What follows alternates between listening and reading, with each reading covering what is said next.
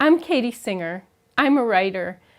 I've been writing about how the internet uses energy and emits greenhouse gases and toxic waste for several years.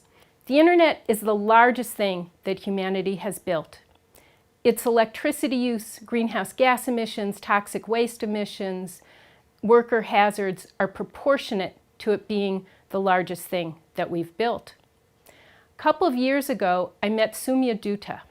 He's one of the co-founders of India Climate Justice, and he blew my mind. He said, "We know how to reverse climate change.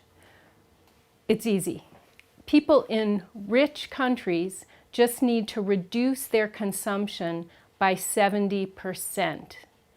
And then some of us in poorer countries will have to increase our consumption so that we can have clean water and toilets and maybe a little electricity." He explained to me that in India, the average Indian uses 600 kgoes per year. That's kilogram oil equivalents, 600 per year. In Bangladesh, the average person uses 300 kgoes per year. In the United States, we're on average using 6,000 kgoes per year. So I heard all this and I gave myself the assignment to reduce my consumption of everything by 3% per month. And I thought, this is really doable. I should also say I was learning about how much it really takes to stream a video like this one. And one of the things is you can watch 1 hour of video per week, and that's equivalent to running 2 refrigerators per year, although not every family on planet Earth has a refrigerator. It's a long story to explain what really goes into watching a video, but there's a lot of data involved, and then it's got to get stored in a data storage center, and that takes a cooling system with lots of water and electricity. And then there are access networks so that you can go from your device to the access network, to the cell site, to the data storage center and back. All that stuff takes a lot of energy. So here I am trying to reduce my consumption by 3% per month. And I started doing things like I stopped using a dryer. I just, hung my clothes on the rack or outside. And then I started noticing food consumption. Wow, I don't eat in restaurants, but I started realizing sometimes I'll treat myself to a bottle of coconut water. Well, I live in the desert. We don't have coconuts growing here.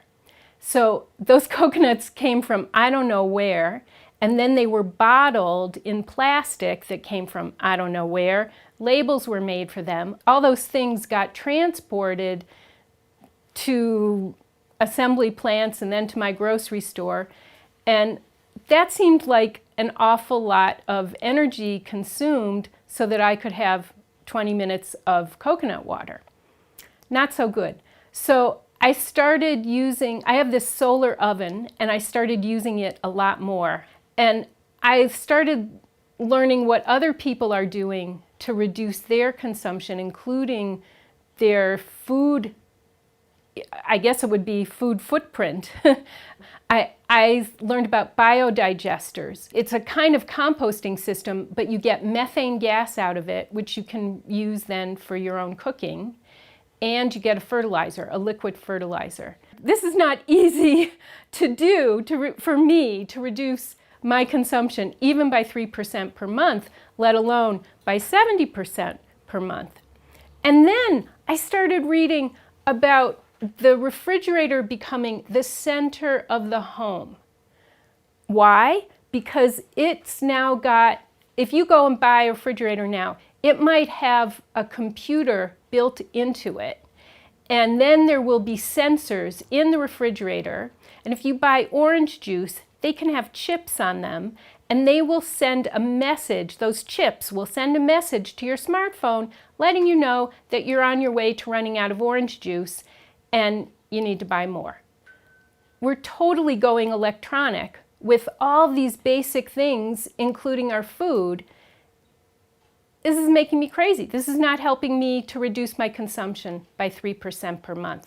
So I'm really interested in connecting with other people who want to reduce their footprint, even if it means giving up treats like coconut water or whatever.